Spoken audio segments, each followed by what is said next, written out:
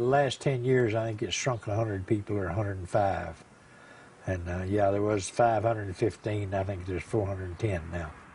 Our school was closed. We didn't have any business at all. I had one grocery store in the whole town.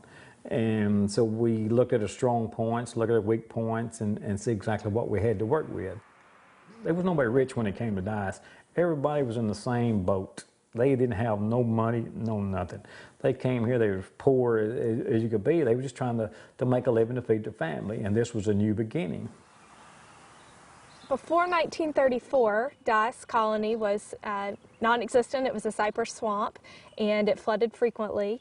And as part of the Franklin Roosevelt's New Deal administration, the federal government purchased the land from adjacent landowners, drained parts of it, and built a new community, a new town that offered relief and economic opportunity for farm families across Arkansas that were affected by the Depression. Got them back on their feet and give them a little pride and a little sense of being, you know, instead of just working for the other man and not having anything. That they came here, they could own their own home, their land, and they had something to show for the hard work and labor. Yes, I think it worked. This was a very supportive and happy place to be. What we see now is just a fraction of what was here, and unfortunately what visitors to Dyess today see is a very weathered glimpse of what it once was. This was brand new, gleaming, a true social utopia for those families coming out of the Depression. I wouldn't describe it as a utopia. It was a chance for the farmers that had lost their farms on account of the Depression to come and get a new beginning. And they had to pay for everything they got. Nothing was free. Now, it was a gift. As such, you didn't have to start paying for like 2 years. But everything had a price, and everything was paid for by the people. And it was all paid for by the time it was done. Although we do love old buildings, this is all very strategic. Our work aims to breathe new life into these communities. It is a place where people very much want to grow up and raise their families, and so our goal is to create an environment and communities where folks can do that.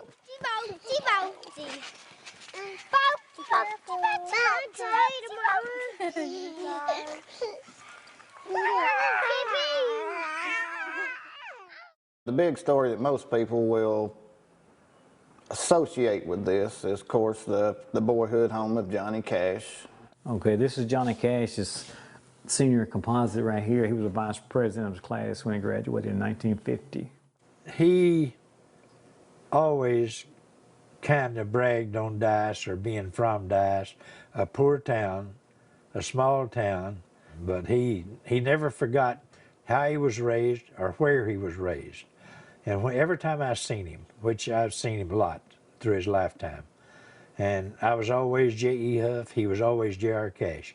He never changed in my eyes the way he acted when I was around. Never. We are standing just outside Dyess Colony proper, in front of the Johnny Cash boyhood home. And what is important to remember as we stand here and look at the house and the condition that it's in now is that the entire colony, and especially the housing stock in Johnny Cash's house here, were brand new in 1935 and 36 when those farm families were locating here in the Arkansas Delta. 5 years ago when we started this, we had one grocery store in town.